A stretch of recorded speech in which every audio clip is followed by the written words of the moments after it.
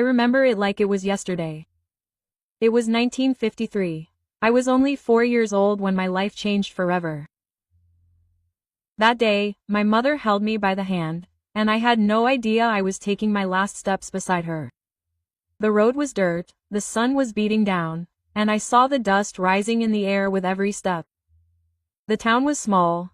There were hardly any cars, only creaking carts and bicycles with their chrome handlebars glinting in the sun. We crossed the main street, and I remember the smell of bread coming from the bakery, mixed with the stronger smell of bar soap wafting from the houses. That's when we stopped in front of a huge iron gate, tall, with sharp points high up, as if to prevent any child from escaping. Behind that gate, an old building with peeling walls, tall, wide windows that let in a dim, yellow light. It was the orphanage. My mother knelt in front of me, cupped my face in both hands, and said words that, in my innocence, I didn't quite understand. Something about taking care of me and coming back when she could. But I realized, I could tell from the way she looked at me, tears welling in her eyes, that this wasn't a visit, it was a farewell. She held my hand tightly, as if she didn't want to let go. But then she did. A woman in dark clothing, with a black veil covering part of her head, opened the gate. The sound of scraping iron echoed in my ears. My mother gently pushed me inside, gave me a quick kiss on the cheek, and turned away. I stood still, waiting for her to look back, but she didn't. She walked away, the dust of the road swallowing her silhouette. The woman closed the gate behind me. The sound was dry, heavy. I stared at that cold iron, as if I could walk through it with just a thought. A rough hand touched my shoulder and guided me inside. The corridors were long, with tile floors and a strong smell of wax mixed with something sour, like old food. My short legs struggled to keep up with the woman's brisk pace. We passed a large room, where a valve radio played Angela Maria softly. Some children sat on the floor, playing tops and balls, while others looked at me curiously from the corners, as if wondering where I came from. I wanted to cry, but my throat was so tight that only a thin stream of air came out. The woman led me to a room full of iron beds, lined up side by side. On top of each bed was a rough white sheet and a pillow so thin it looked more like a folded towel. In the corner, a dark wooden cabinet smelled of mildew. She pointed me to the bed at the back and said, "Dry, that's yours." I sat on the edge, my feet barely reaching the floor. It was then that I heard the bell ring outside. 3 loud chimes that echoed throughout the building. The children began running out into the courtyard.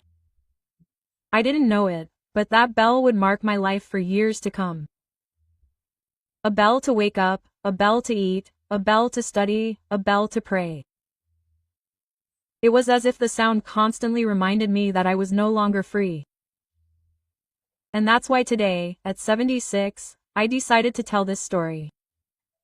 It's not easy to go back there, it's not easy to relive every memory, but I know that somehow this story needs to be told, because what I experienced inside that gate is something no one should ever experience. But at the same time, it was there that I discovered things that changed the course of my life. But I'll tell you about that later. I was still sitting on the edge of that bed when the woman came back to get me. She didn't say her name, just told me to come. I got up slowly, still trying to figure out where I was. My small feet made a sound on the cold, tiled floor. Each step echoed as if that hallway were endless. I smelled a strong scent of bar soap, the kind made with fat and lye, mixed with the sweet scent of steel wax. It wasn't the smell of home, and it made me realize I wasn't going back there anytime soon. Maybe never. We passed through a large door that led to the inner courtyard. The sun was bright, and for a moment, my eyes stung from the brightness. The building's walls were painted an aged beige, peeling in several spots, revealing a greenish tint beneath. In the middle of the courtyard stood a large fig tree with a twisted trunk, where some children were playing hide and seek. The floor was packed dirt, dark stains from repeated stepping. In the background, leaning against the wall, were some makeshift toys. Wooden spinning tops with iron tips glinting in the sun, colorful candy balls inside a guava can, ropes made from scraps of woven cloth. They were simple toys, but to them, they seemed like treasures. It was then that I saw near the fig tree a group of girls wearing the same brown denim uniform I was going to wear. A skirt that fell below the knee, a short-sleeved blouse with a white collar. Some wore hard leather shoes, others were barefoot. The boys wore short pants, long-sleeved shirts, and well-worn black or blue conga shoes. I stared at them and noticed that many had their hair cut very short, almost shaved, and the girls wore tight braids. It wasn't long before one of the nuns, in a black, velvet habit, came over and handed me my folded uniform. The fabric was rough, itching just to touch. She told me to change right there, behind a makeshift partition made from a sheet. As I changed, I realized there was no room for shame in that place. The children were all treated the same, as if they were part of a single group, devoid of individuality. Once dressed, the nun placed a brim cap on my head. She said it was for sun protection, but I realized it also served to further standardize our appearance. Then she took me to the cafeteria. The smell of hot food came before the vision. The aroma of black beans, fluffy rice, and cornmeal mingled with the faint, sour smell of old iron pots. The tables were long, made of heavy wood, with fixed benches. Everything was very simple. In the corner, a large clay filter with a brass tap. At the back of the room, hanging on the wall, was a dark wooden crucifix. The children were already seated, and no one spoke. The silence was broken only by the sound of spoons hitting white enamel plates, some already chipped at the edges. The nun motioned for me to sit on the back bench near two older girls. One of them gave me a small piece of bread with Cleban margarine. The bread was cold, but that flavor mixed with the smell of beans was my first comfort in that place.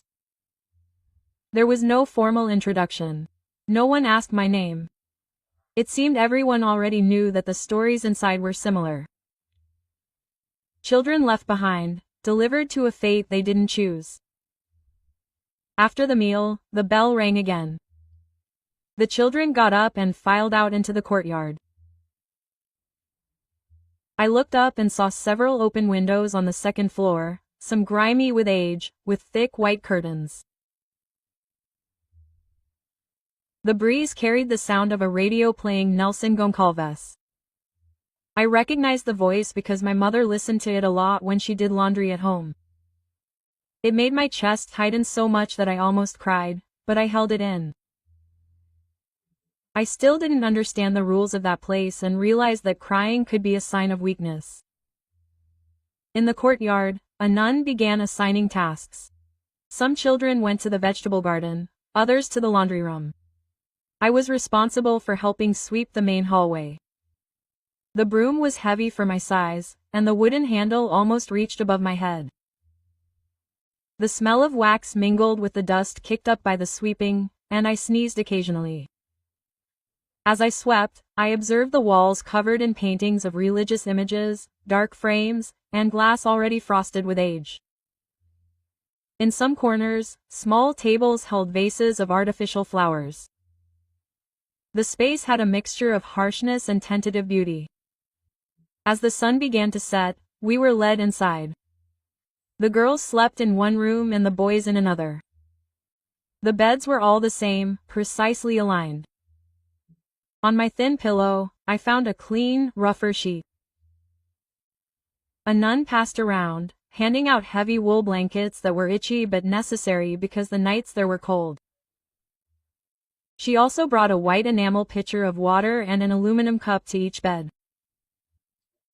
She said they were to drink throughout the night, but not to waste it. Economy was the law in that place. Before bed, we had to pray, kneeling beside the bed. I stared at the crucifix on the wall, trying to understand why God had let my mother go. The nuns said everything had a purpose, but to me, it still didn't make sense.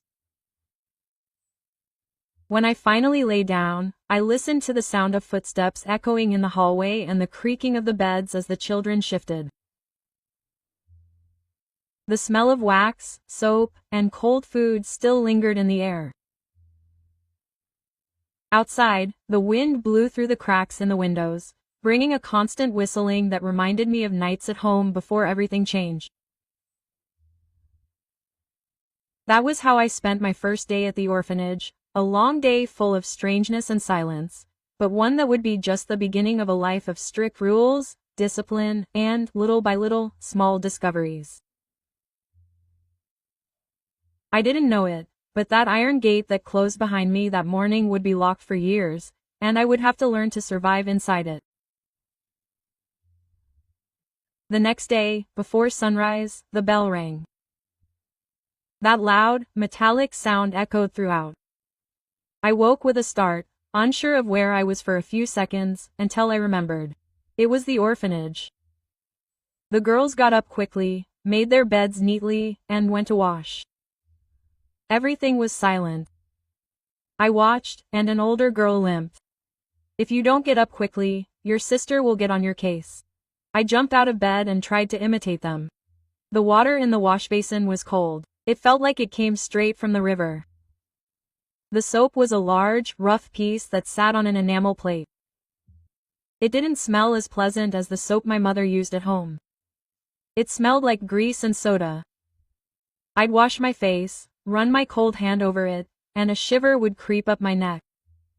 I brushed my teeth with Colino's toothpaste, and everyone used an aluminum cup to rinse. Then the nun would come to inspect the beds. If the sheets weren't straightened, they had to be redone, and I couldn't sit on the bed during the day. The bed was only for sleeping. We filed down to the dining hall. Breakfast was always the same.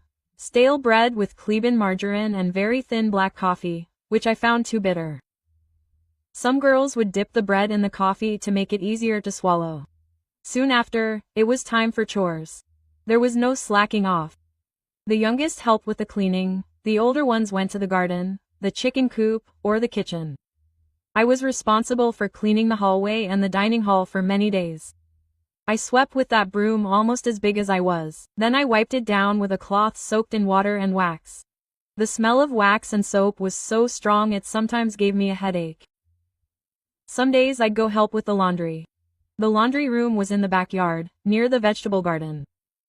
The clothes were washed in a large cement tank with bar soap and a clothes brush.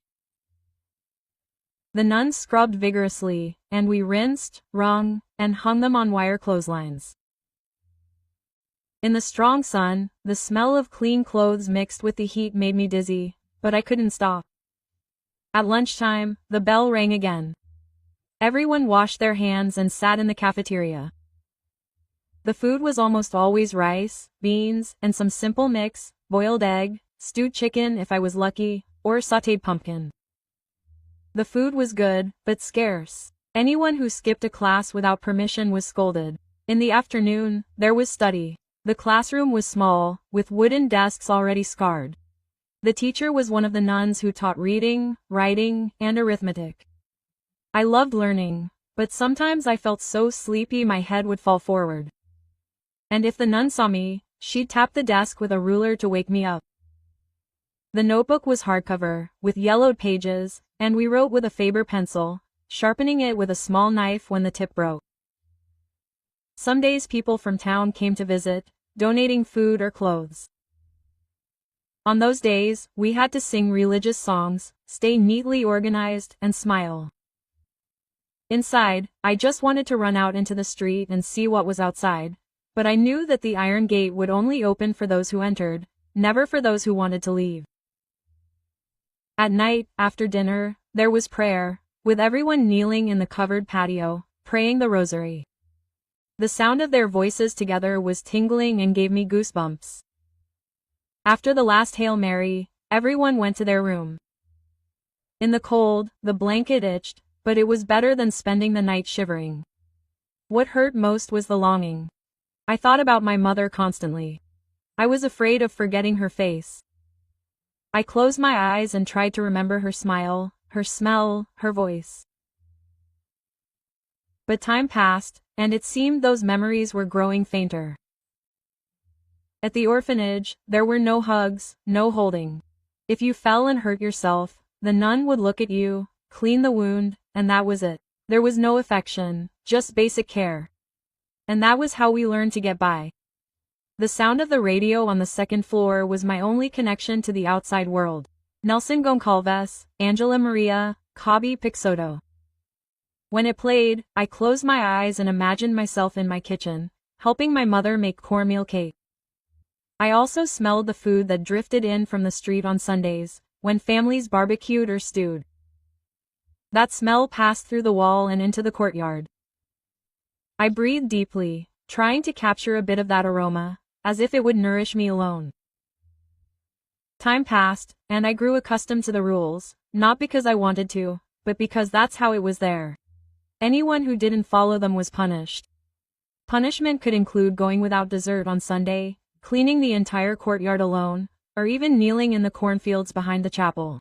I saw it happen to other girls and quickly learned not to defy them. But even in that harsh place, I began to make friends with some of the girls. We'd secretly exchange pieces of bread, share buttons or hair bows. And that's how I felt there was still some humanity left inside. But no matter how hard I tried to adapt, I knew that tall, heavy gate wouldn't open for me anytime soon. And for a 4 or 5-year-old, it was like living in a world with no way out. Over time, I realized that not everyone in that orphanage was treated the same. Some children received more attention, more food, usually those who were protected by a nun or who came from well-known families in town. The others, like me, sat in the corner, receiving only the bare necessities to keep from starving and freezing to death. One day, early in the morning, I was sweeping the hallway, as usual. The broom handle slipped from my hand and hit a glass jar on a small table in the corner. The jar fell and shattered into 1,000 pieces on the floor. Before I could even bend down to pick it up, one of the nuns appeared with that stern look. She didn't give me a chance to explain, just pointed her finger and said, "You're not paying attention. Now you'll learn." Quote. The punishment was to kneel in the cornfield behind the chapel for over an hour. The corn hurt my knees, felt like it was cutting into my skin, the sun was beating down, and my head felt hot. At first, I cried quietly. Then the tears disappeared, only a rage pent up in my chest. It was then that I understood that in that place, it often didn't matter whether we were at fault or not. We always had to pay. There were also injustices with food. If anyone complained about being hungry, they were called ungrateful. One day, a girl sitting next to me, Rita, asked for more rice. The nun said no and scolded her in front of everyone. I saw her face flush with embarrassment. That night, hidden, I shared my piece of bread with her. These little things kept us going. Clothes were also monitored. Everything was marked with a number to identify whose belongings it was. If it ripped or stained, we had to sew it up. I, who didn't even know how to hold a needle properly, learned there, sewing mended clothes with thick thread. And if the stitching didn't turn out well, I had to redo it. At school, things were no different. I liked studying, but the nun's ruler moved faster than the chalk on the board. Any crooked letter, any miscalculation, and bam, a slap with the ruler. At first, it hurt more in my heart than in my skin. Later, I got used to writing correctly just to avoid getting hit. But that wasn't all. There was something I didn't understand. Why did some children receive letters and visits, and others never did? I, for example, never received any. I don't know if my mother wrote and they didn't deliver them, or if she never really sent anything. This hurt more than the punishment. There was one Sunday that was forever etched in my memory. It was visiting day, and families came bringing cake, candy, fruit. We all waited in the courtyard. One by one, children were called. When their name was called, the child ran, hugged, and ate something good. I sat in the corner waiting. My name wasn't called. In the end, when the gate closed, the courtyard was silent and empty. Just me and two other girls, who also didn't receive any visitors. The nun passed by and said, "God is your father now," and left. I stared at the closed gate, wondering if one day it would open for me. In the midst of so much hardship, we found a way to feel alive. Sometimes, at night, when the nuns were already asleep, a girl named Lourdes would call me to the window. She'd show me the star-filled sky and say, "There's a huge world out there, and one day we'll see it." I believed her. I imagined what it would be like to run barefoot down the street, smell freshly cooked food, listen to music without fear of punishment. But life at the orphanage also had its dangers. One day, one of the older boys stole a piece of cake that was saved for the St. John's Day celebration. When they found out, they lined up everyone in his dorm. They made them stand for hours, unable to move, until the real culprit confessed. I saw that and felt scared, because I understood that if anyone did something wrong, everyone could pay. Speaking of celebrations, St. John's Day was one of the few good things. The courtyard was decorated with paper flags, the bonfire was lit, and we were given canjica, cornmeal, and roasted corn. But even so, it wasn't like the street, with people laughing, loud music, and accordions playing Luis Gonzaga. Everything was very controlled, without chaos, without freedom. Day by day, I became quieter. I didn't want to draw attention to myself. I did my homework properly, studied, prayed, but inside, I harbored every injustice. I knew that one day, when I got out, I would tell everyone. The hardest part was sleeping. At night, when everything was quiet, I felt a tightness in my chest. I thought about my mother, wondering where she was. Sometimes I dreamed she'd come get me, hold me in her arms, and tell me everything would be okay. But when I opened my eyes, it was always the dormitory ceiling and the sound of the girls breathing beside me. I also remember the day it rained heavily, the kind that fills the courtyard with mud. The nun told us to clean it anyway, underwater.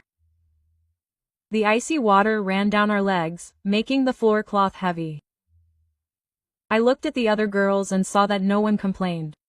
It wasn't courage, it was habit. It was that day that I realized that to survive there, I had to be like a rock, withstand whatever came without breaking. And that's how I grew stronger, even without realizing it.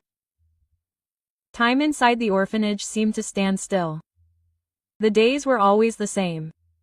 Bells, prayers, limited food, homework, study, more homework, prayers again, sleep.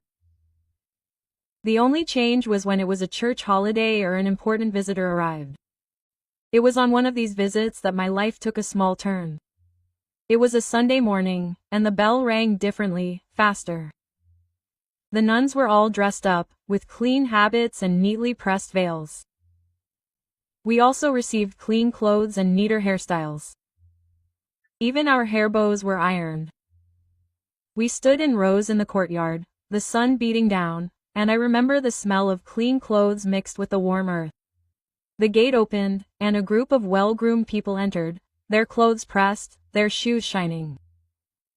I, who was always barefoot or in worn shoes, stared at those shiny heels and loafers, as if they were from another world. Among them was a different lady. She wasn't wearing fancy clothes, but she had a sweet demeanor, a smile that wasn't forced. When she looked at me, it was as if she'd truly seen me. She walked past all the girls, handing out candy and fruit. When she got close, she gave me a pretty red apple. I wasn't sure whether to eat it or keep it. She asked my name. I spoke softly, afraid of mispronouncing it, and she said, "You have lively eyes. Don't lose that," quote. That phrase stuck in my head for days. No one there spoke to us like that. Usually, it was, "Do this or don't do that." But she spoke as if she wanted me to believe her. After the visit, I learned that she was a teacher in town and came every month to bring books and toys to the orphanage. Toys were rare there, almost a treasure. What arrived was always divided among everyone and kept in a lockbox. I could only play with it on special days. The following month, she returned. This time she brought a blue-covered book with a drawing of a girl and a dog. She said it was for me. I couldn't read well yet, but I liked looking at the drawings. At night, lying in bed, I would make up stories just from the pictures. It was with her that I learned my first new words, beyond the school primer. She was patient, letting me repeat until I got it right. When she left, I felt a hole in my chest, but also a strange hope, as if one day she might take me away. At the same time, inside the orphanage, things were still hard. The punishments, the scarcity of food, the cold in winter, everything was the same. But now I had something to hold on to, her visit. I counted the days on the makeshift calendar I'd made from a piece of cardboard hidden in the back of the drawer. Each day came, I washed my face earlier, styled my hair better, and got in line earlier so I wouldn't miss the moment she walked through the gate.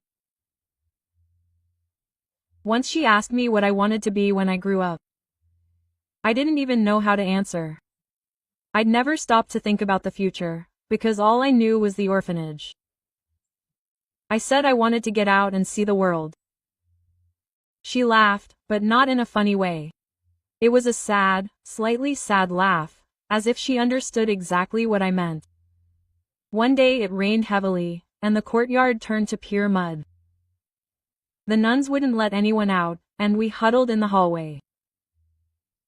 I took the book she'd given me and started making up stories for the younger girls, showing them the drawings and creating different voices for the characters. For the first time, I felt like I could make someone smile. It gave me a good feeling that maybe I wasn't just another one there. Her presence began to give me courage to do little things. I started helping the girls who came in crying more, because I knew how much it hurt to be alone. I started saving pieces of bread to share with the hungriest ones. They were small gestures, but they made me feel alive. Even so, I never told her everything that was going on in there. I was afraid the nuns would find out and punish me. I kept everything to myself, but my eyes, oh, my eyes, spoke. I think that's why she told me that first day, to not lose my sparkle. One day, at the end of the visit, she said she had a surprise. She opened her bag and took out a flowered scarf. She said it was for me to use on cold days. I held that cloth like gold, not because of its value, but because it was mine. No one else had it, no one would share. It was proof that there was someone out there who cared about me. The winter that year was freezing. The dormitory windows let in the wind, and sometimes the blanket wasn't enough. I wrapped myself in the blanket and scarf. It smelled good, different from everything in the orphanage. I think it was the smell of her home, and it helped me sleep a little more soundly. It was during this time that I began to believe my life could change. I still didn't know how or when. But that thread of hope, however thin, was what kept me going. And deep down, I knew I couldn't let the orphanage kill that inside me. The winter that year was freezing cold. The wind blew through the cracks in the windows and made the entire dormitory creak.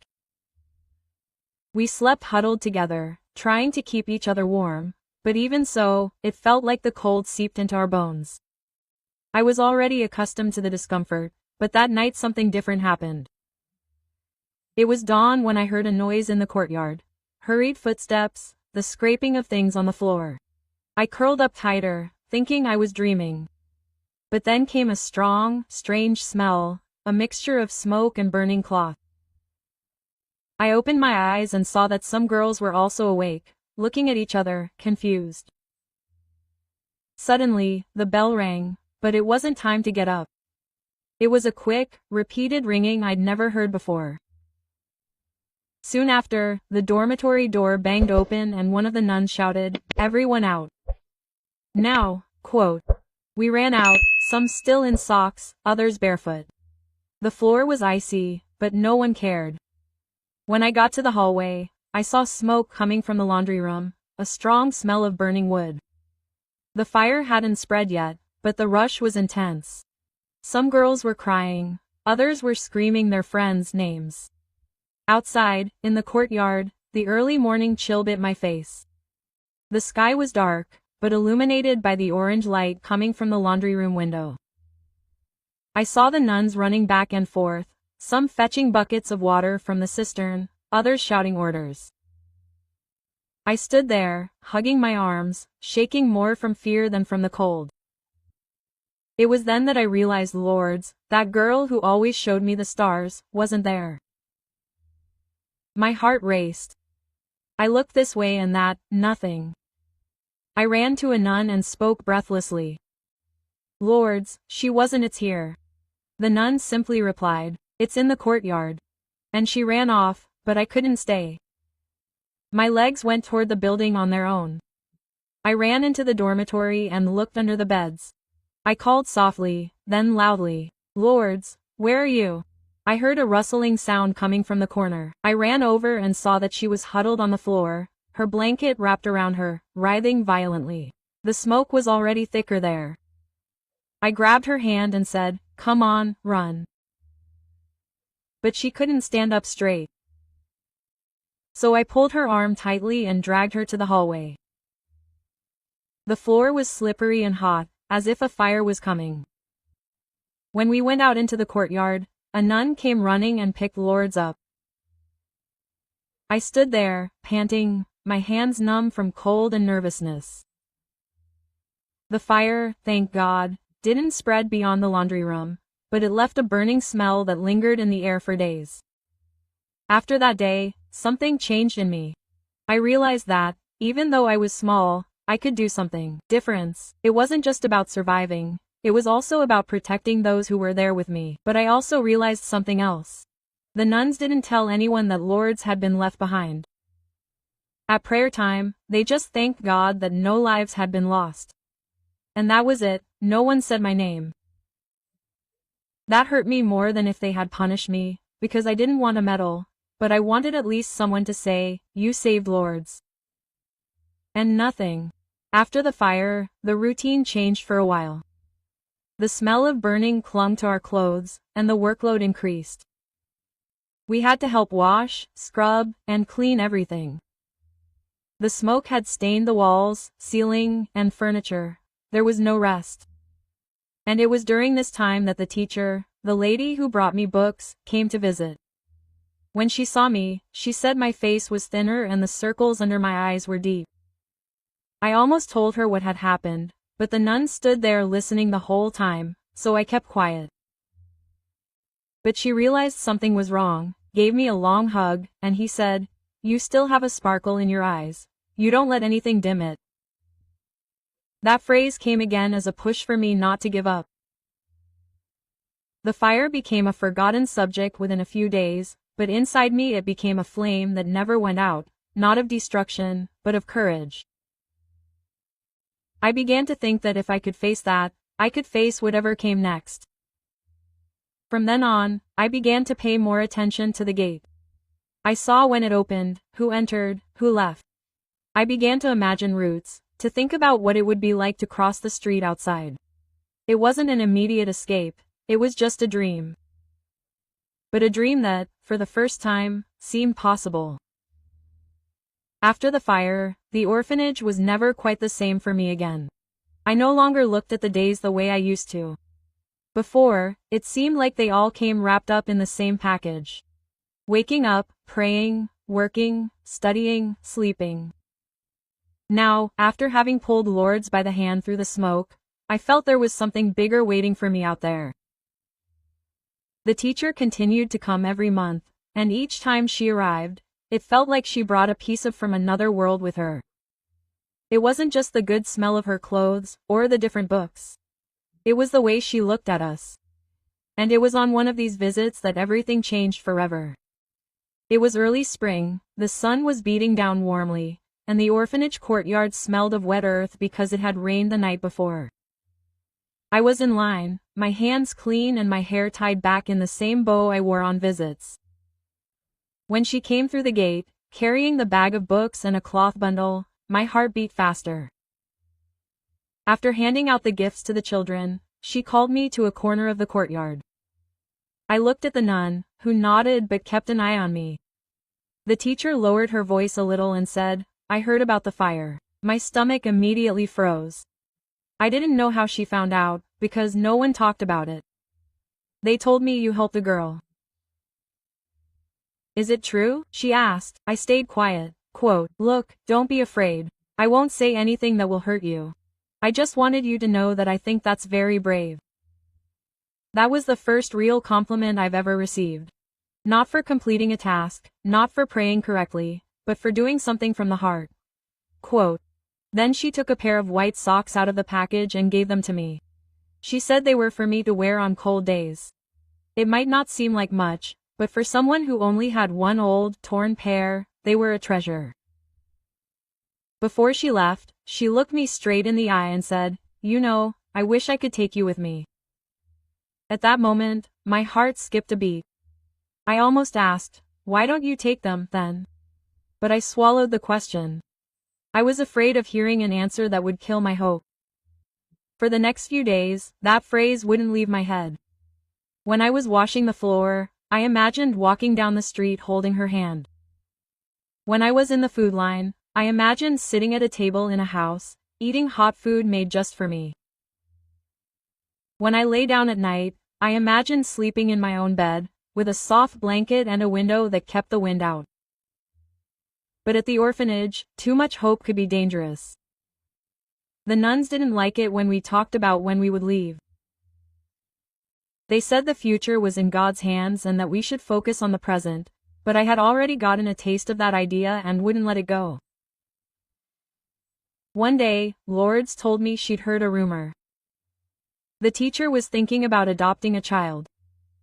My heart raced, but I tried to hide it. "And who will she choose?" I asked. "No one knows," Lourdes said. I mulled it over for days. The following visits were different. The teacher talked to me more, asking me what I liked, what subjects I preferred at school, if I liked to draw. I answered, but always afraid of getting too excited. And every time she left, I felt a mixture of joy and sadness. Joy at seeing her, sadness at not knowing when or if she would return with something new. It was during this time that I began to notice the marks of the orphanage, not just the peeling walls or the patched clothes, but the people. I saw older girls who had already lost the sparkle in their eyes, who did everything automatically, without dreaming of anything. I was afraid of becoming like that, and perhaps that's why I began to grow even closer to the teacher. She was like a piece of colorful world in a gray place. Until one day, at the end of a visit, she said, "I'm trying something, but I can't promise." I wanted to ask what, but she just squeezed my hand and left. And then a new kind of waiting was born. It wasn't just for next Sunday, it was for the day I would know the answer. The months passed slowly, the heat returned, the courtyard became dry and dusty. I kept counting the days, but this time with a lump in my throat.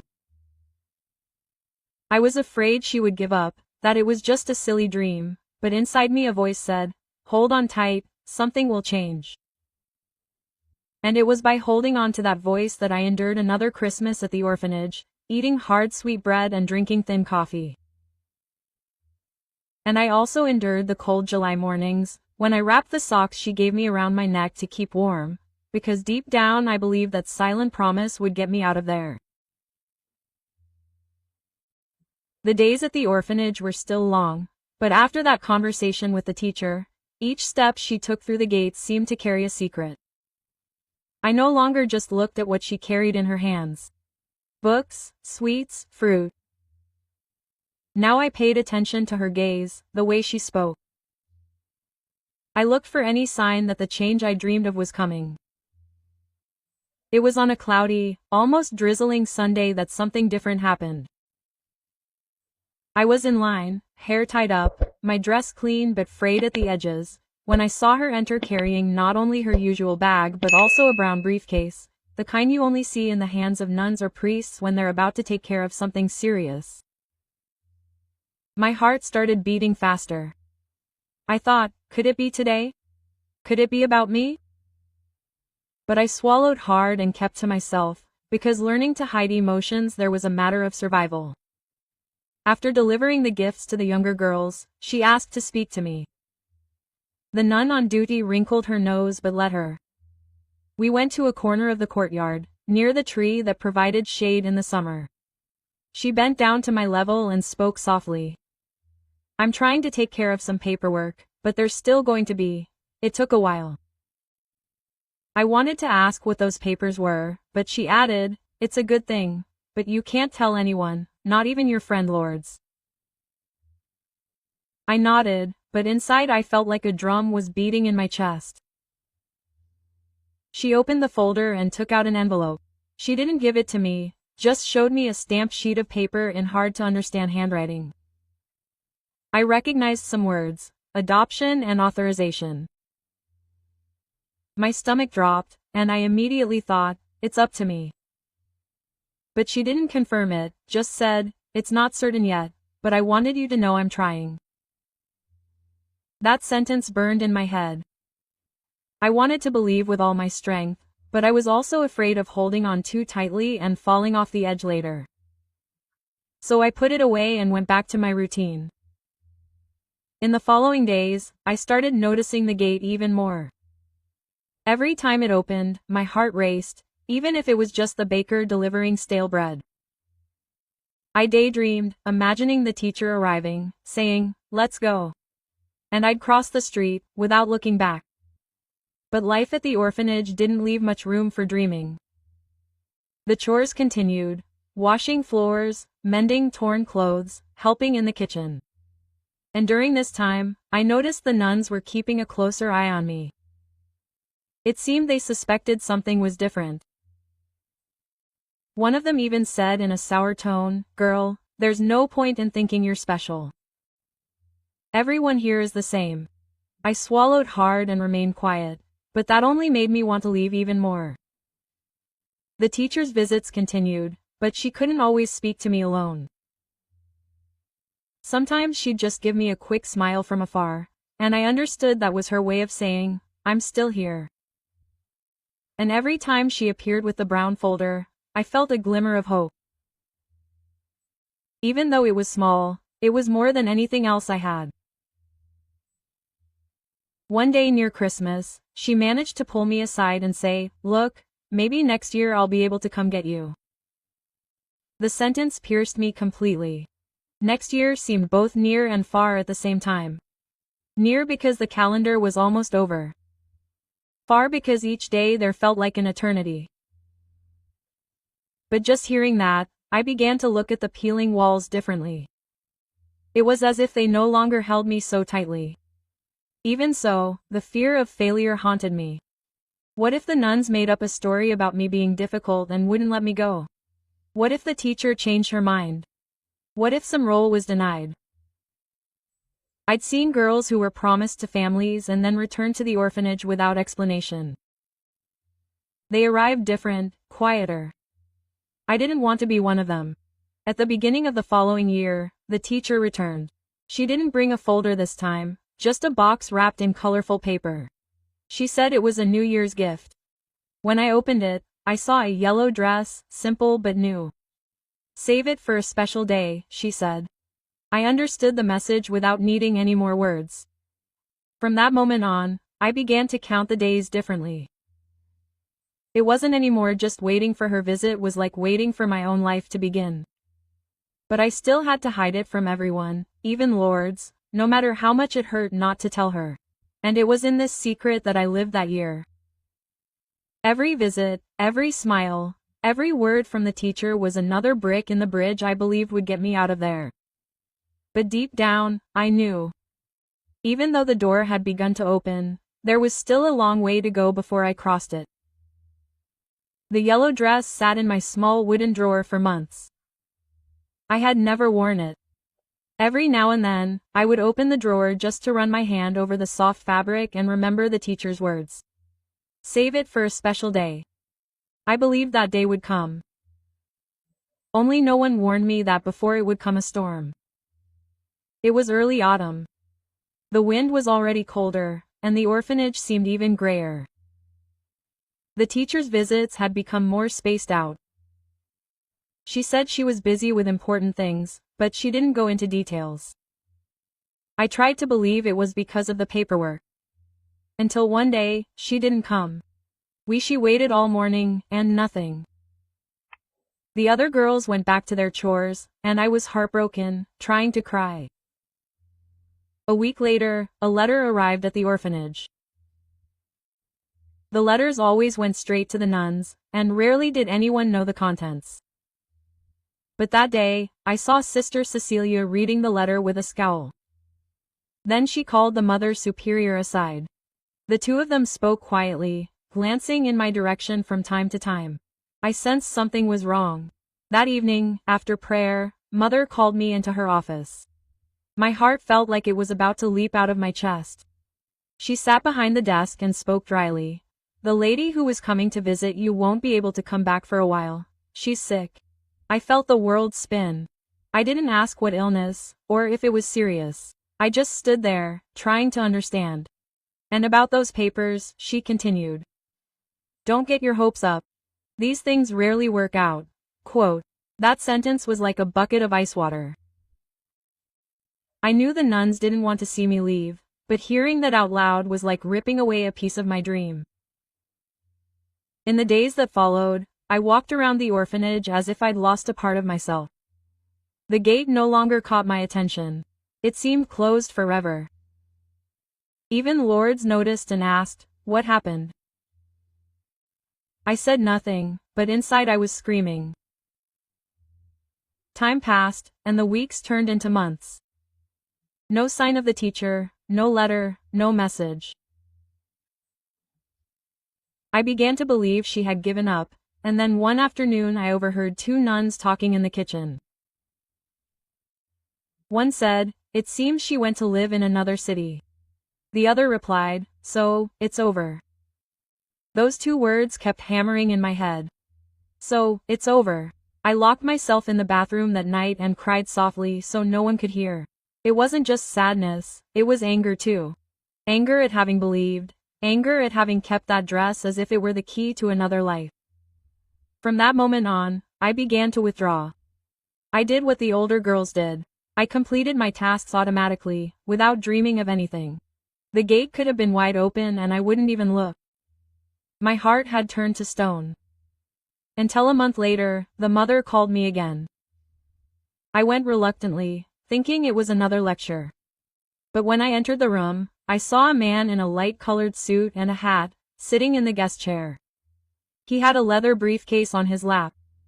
Sit down, the mother said. The man introduced himself as an employee of a city registry office.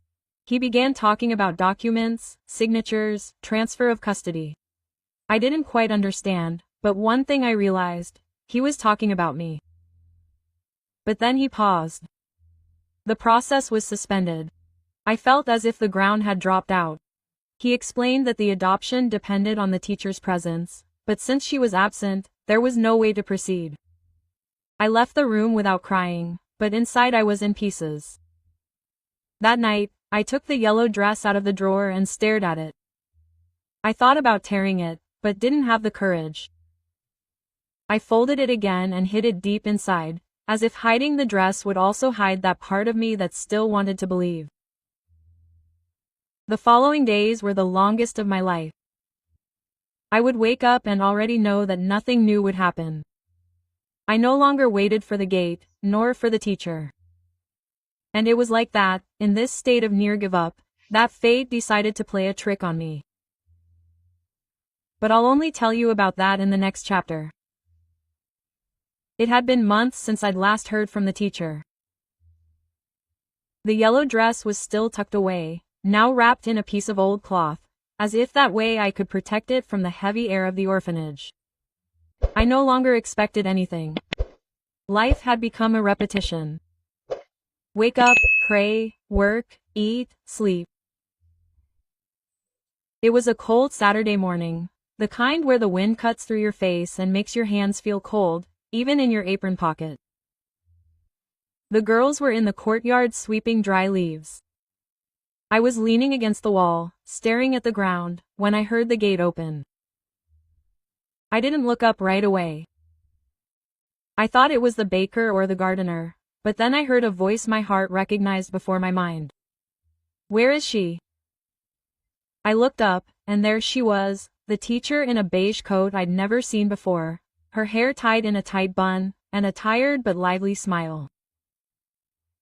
Behind her, a man with a leather briefcase and a woman with a bundle in her arms. The nun on duty looked annoyed, but didn't block the way. The teacher came straight to me. It took me a while, but I did. I was speechless. I wanted to run and hug her, but my feet were glued to the ground. She bent down, took my cold hands, and said, "Today is the day. You're coming with me." Quote.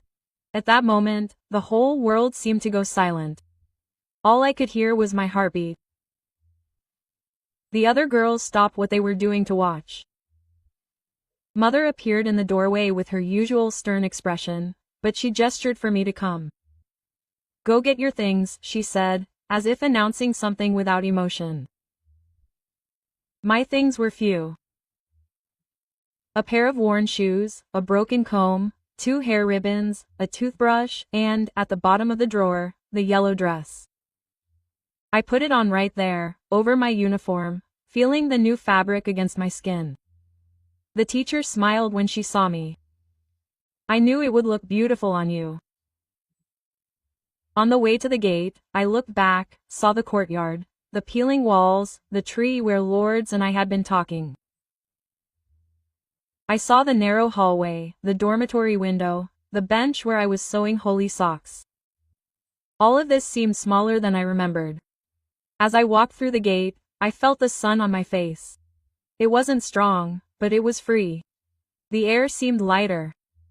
The teacher held my hand tightly. "You don't have to come back here ever again." We got into a navy blue car, the kind with leather seats that smell strong. The man with the briefcase sat in the front next to the driver. The teacher sat with me in the back. As the car drove away, I saw the orphanage getting smaller and smaller until it disappeared. I didn't cry yet. It wasn't as if my soul was trying to grasp the idea that this was really happening. The drive was long. We drove along dirt roads, crossed wooden bridges, saw green fields and cows grazing. The cold wind blew in through the half-open window and carried the smell of wet earth. The teacher told me about the house, which had a room just for me, a bed with a flowered bedspread, a window that looked out onto an orange grove. I could hear it, but it felt like a dream. When we arrived, the first thing I noticed was the smell. Cake baking in the oven. A sweet, warm scent, so different from the orphanage's thin coffee. The living room had a sofa with a plaid blanket, a large radio on the bookshelf, and in the corner, a vase of fresh flowers. She led me to the bedroom. There was the bed with its flowery bedspread, the small wardrobe, a shelf with books, and even a doll. "It's all yours," she said. That night, I slept on my side, looking out the window. The moon illuminated the orchard. The silence was different. There were no hurried footsteps, no slamming doors, no nuns shouting, just the sound of crickets and the wind in the leaves. For the first time in years, I fell asleep with a smile on my face. The days that followed were like a new learning experience. Learning to eat at the table, to choose my clothes, to play without fear of being called lazy. The teacher taught me how to bake a cake, to read bedtime stories, to care for the flowers. She never treated me like the girl from the orphanage, but rather like her daughter. The yellow dress stayed in the closet. I only wore it on very special days, birthdays, important visits, or simply when I wanted to remember that dreams can come true. And over time, that dress stopped being just an outfit. It became a symbol that even in the darkest days, a door can open. Today, at 76, when I look back, I see that everything that seemed like the end was actually the beginning. The orphanage is in the past, but it taught me to appreciate what I have. And if I can say one thing to anyone listening to this story, it's never give up. Life has a way of surprising us when we least expect it. Hugs, everyone, and see you later. God bless you.